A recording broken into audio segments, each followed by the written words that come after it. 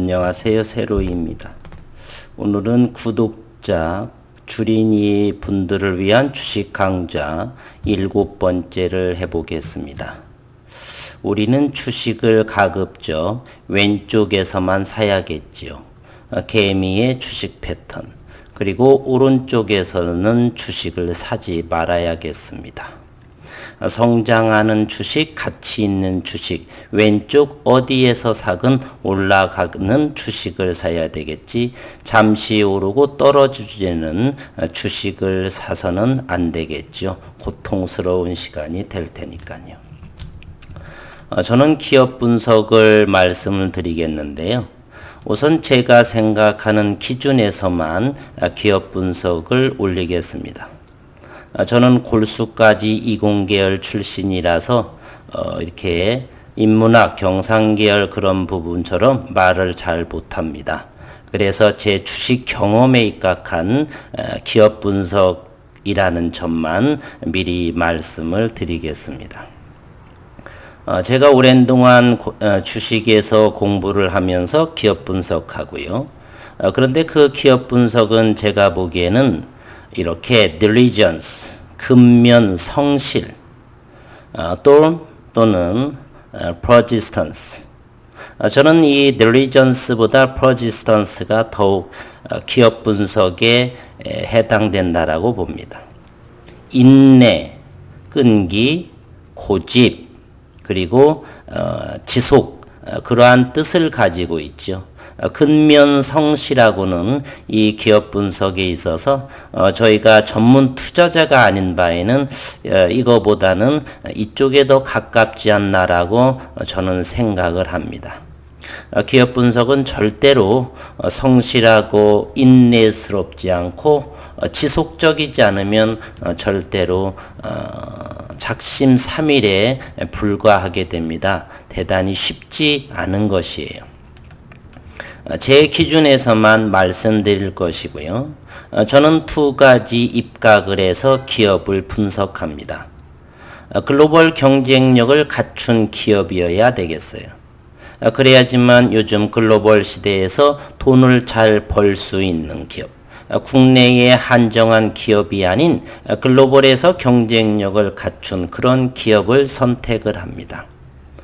그리고 기업 경영진들의 마인드를 대단히 중시합니다. 이 두 가지 입각을 해서 저는 기업을 공부를 합니다. 그 첫 번째로 기업의 대표이사나 최대 주주들의 능력 그리고 자질을 연구합니다. 저희가 투자를 할 때는 한 달, 두 달이 아니라 2년, 3년, 때로는 5년, 10년을 저는 투자를 해야 하기에 이 사람들의 마인드나 경영 능력이 있지 않으면 절대로 연구하지 않습니다. 그와 같은 방법으로 저는 전자공시를 전부 참고를 합니다. 그리고 대표이사들의 과거 이력을 또 찾아봅니다. 제가 하는 영상 중에 SCM의 이병건 대표 같은 사람들이죠.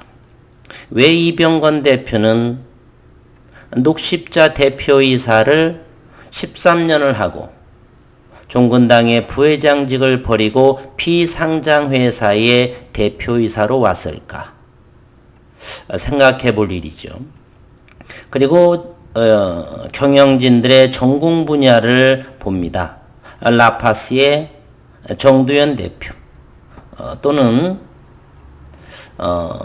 RF텍의 이진영 대표 전부 다 연대에서 생명공학이나 그런 부분을 연구한 분들이죠. 그리고 이런 사람들 그리고 연구 업적을 대표이사나 또는 특허권자들의 연구 업적을 조사합니다. 예를 들어서 국일그래핀의 윤순길 교수는 나노 분야에서 국제 기준으로 SCO급 논문을 330여 편을 발표하고 국제적인 어떤 상수여 이런 부분에 차지를 하고 있습니다. 또한 대표이사나 경영진들의 탁월한 능력을 또한 봅니다. 대표적인 탁월한 능력을 지닌 사람은 제가 보기에 HLB의 진양공 같은 사람이죠. 바이오하고 전혀 상관없는 법대를 졸업하고 그리고 2008년부터 증시의 M&A로 현재까지 이루고 있죠. 이와 같이 경영진들의 능력, 차질, 똑똑한 정도를 저는 여러 가지 각도로 연구를 합니다. 두 번째, 저는 회사의 기본적인 채무제표를 확인하죠. 다른 가치 투자하던 분처럼 ROE 또는 BPS, EPS, 멀티플 이런 사항은 제 기준의 참고 사항입니다. 이미 나와져 있는 것들은 그닥 제게 중요하지는 않지만 부채 비율은 꼭 확인을 합니다. 왜냐하면 특히나 3월 정도게 되게 되면 감사 시즌이 되죠. 3년 연속, 4년 연속 적자를 지내게 되면 감사 의견 거절이 나오게 되면 거래 정지가 되니 그와 같은 기본적인 또는 유보율 몇 가지는 참고 사항이지만 부채 비율 정도, 왜냐하면 PT 바이오라든지 IT 분야에서는 현재 어떤 돈을 벌 수는 없지만 원천 기술을 보유하고 있다든지 그러한 것은 6개월, 1년 뒤에 큰 성장을 이룰 수 있기 때문입니다. 또한 세 번째, 저는 제가 잘 아는 분야에만 투자합니다.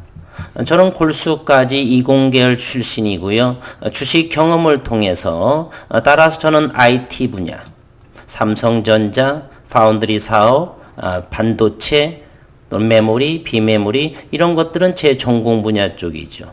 거기에다가 주식 경험의 20여 년간 이상 그런 부분으로 잘 아는 분야 또는 바이오 제약 섹터 이런 부분들. 바이오 제약 섹터는 저하고 약간은 거리가 멀지만 너무 오랜 동안, 그리고 게임 같은 경우도 사실은 제가 30여 년을 해왔습니다. 그렇게 제가 잘 아는 분야에만 저는 가급적 투자를 하고 과거 나머지 부분들은 단기 스윙 요 정도만 하지요. 그리고 네 번째는 기업이 보유한 가치를 점검합니다. 특허는 있는지, 어떤 특허가 가지고 있는지, 그리고 원천 기술 등등. 특허라고 한다면 제가 아는 영상을 예로 든다면 라파스, 세계 최초 최고의 약물 전달 플랫폼, 라파스 이런 특허들이 있죠. 그리고 아미코젠의 국책과제의 폐지, 국내의 유일한 프로테인 레진이라든지 이런 것들이죠. 또한 한국기계연구소하고 프로텍의 반도체 후공정의 생산성을 100배 높일 수 있는 세계 최고의 갱본도 장비 이러한 것들, 또는 국일 그래핀의 세계 최초 유일무이한 비전사 초음 방식의 꿈의 소재 그래핀 이런 것들은 가지고 있는지 그 기업이 보유한 가치를 점검합니다. 또한 RF텍의 세계의 네 번째로 보톨리늄 균주의 자연균주에서 최초로 얻은 사항들, 그러면 그러한 것들이 진정성이 있고 진실이냐는 두루 더 공부를 해야 되겠죠. 그래서 저는 기업 분석을 diligence보다는 persistence, 인내심, 끈기, 지속 이렇게 생각을 하는 부분이지요. 그 다음 다섯 번째, 저는 회사가 더 이상의 돈을 벌 수 없을 때 바로 매도를 합니다. 매도를 권하는 거고요. 현재 기업은 성장 준비 과정에 있고 주가가 낮다, 다른 기업의 가치가 훼손이 없다라고 한다면 매수하고 기다립니다. 그것이 1년이 됐든 2년이 됐든. 가급적이면 짧은 시일 내에 주가 바닥에서 사야 되겠죠. 그런데 오랜 경험을 통해 보면 주식은 아무리 좋은 기업일지라도 일시적 변동에 따라 주가는 바닥을 형성합니다. 우리가 샀던 곳이 바로 바닥이 아닌 바로 더 떨어질 수가 있죠. 이렇게 하락하는 추세 같은 경우는 이곳이 바닥인 줄 알았지만 더 깊은 바닥이 있는 것처럼 어떤 일시적인 현상에 의해서 저와 같은 가치 성장주도 이렇게 더 최저 바닥을 찍을 수가 있습니다.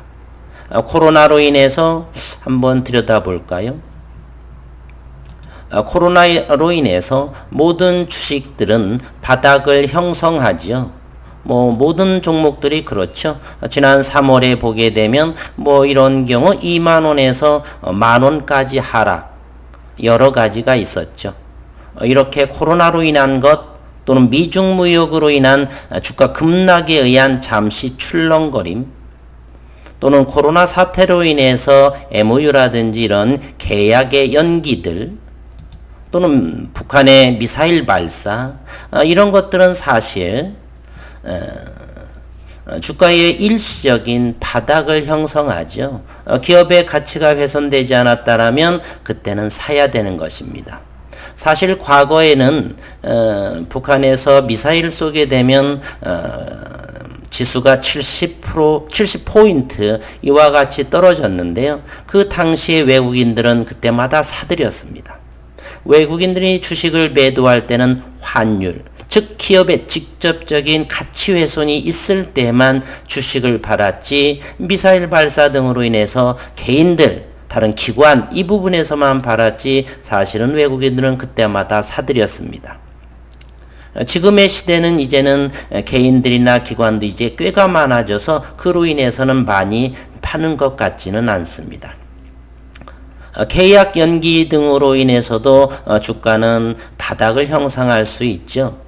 최근에 HLB 같은 경우는 계약 연기 2월, 6월, 7월로 하면서 다시 8만원대를 잠시 훼손했을 적에 주주들은 많이 아우성을 쳤었던 기억이 있습니다. 그리고 그 다음날에 상한가를 쳤던 모습도 기억을 하고요. 이와 같이 주가는 아무리 좋은 기업일지라도 일시적인 또는 어떠한 연기 등으로 인해서 주가가 기업의 가치 훼손이 없을 때 주가가 낮아질 수가 있습니다. 그러면 그때는 매수해야지 손절이라든지 이렇게 진입을 못하는 그러한 상황이 있어서는 안 될 것입니다. 여섯 번째, 투자는 주식을 팔지 않는 것이라고 저는 생각을 하고요. 더 나은 주식이 있다라고 한다면 많이 수익을 냈을 적에 일부 판다든지 기업의 경쟁력이 잃었을 때는 주식을 매도하는 것이 맞겠죠. 그리고 기업 가치가 시장에서 과도하게 부여받을 때도 주식을 매도합니다. 지나친 IPO로 인한 거품, 대선주, 총선주로 인한 이유 없는 급등으로 인해서 대한민국에만 있는 유일한 대선주, 총선주, 대한민국 불신에 의한 것이겠죠. 누군가 대통령이 되게 되면은 인맥, 학연, 지연 등으로 인해서 이런 것은 이제 대한민국에서 사라져야 되지 않나. 언젠가는 사라지겠지만 지금은 대선주와 총선주를 우리는 증시의 꽃이다라고도 할 정도로 대단히 인기 있는 테마주에 해당되죠. 저는 이러한 것을 과히 좋아하지는 않습니다. 그리고 일곱 번째, always. 언제나 우리는 기업의 연구를 해야 하는 상황이고요. 또 하나는 여덟 번째는 여담이지만 저는 오랜 동안 지켜봤지만 대한민국 다수의 전문가를 믿지 않습니다. 이유는 단 하나, 그들은 공부하지 않고 실력이 없습니다. 2000년 시작된 뮤추얼 펀드, 인덱스 펀드, 각종 펀드, 형편없는 수익을 저는 목격했고, 정작 그러나 그들은 우리 개인 투자자들한테 볼멘 소리를 합니다. 자신들의 이런 실력은 없음에도 불구하고 저희들은 온갖 2000년 이후 어마어마한 돈을 투신 또는 증권가 쪽에 펀드를 들었죠. 얼마나 많은 수익을 우리가 냈었나요? 그러나 그들은 이런 방구 한마디도 없습니다. 10년이 되어도 한 자릿수의 수익률, 그런 것을 저는 수십 년을 목격했습니다. 그럼에도 지금 유료 사이트라든지 어느 곳에 기관 투자가들 보게 되면 참 말들이 많습니다. 마치 어마어마한 수익을 낸 것처럼. 그리고 퇴직연금 등은 주식에 투자하지 않고 연 2% 미만인 은행 저축에 잠자고 있다는 사실도 이들의 전문가들의 실력을 저는 증명하는 것이다라고 생각을 합니다. 이와 같은 방법으로 저는 기업 분석을 하는데 어떻습니까? 대단히 힘든 작업이죠. 지속적이어야 되겠고 참 끈기가 있어야 되겠고 이렇게 저는 기업 분석을 좀 즐기면서 여유롭게 합니다. 오늘 한 7번째에서 구독자님들을 위한 주식 강좌에 있어서 주식은 쉽지 않은 것이고 인내도 필요하고 그렇습니다. 주식이 한 10% 20% 밀린다 하게 되면 우리는 불안에 떨지요. 내가 기업을 잘못 연구했나 등등등. 이렇게 기업 분석은 대단히 인내심을 요구하는 것이고요. 철저한 공부가 필요하다는 것 다시 한번 말씀드리고 이러한 기업 분석은 오직 제 개인적인 경험에 입각한 기업 분석이라는 점 공부를 경상계열 예를 들어서 회계 또는 경영 경제 하신 분들은 더 나은 분석을 하시겠죠. ROE, PER 여러 가지 등등. 하지만 저는 경험에 의해서 이와 같은 기업 분석을 하고 있습니다. 그래서 잠시 소개하는 차원이고요. 각자의 주주분들이나 영상을 보시는 분들 각자의 기업 분석에 참고사항 정도로만 여겨주시면 감사하겠습니다.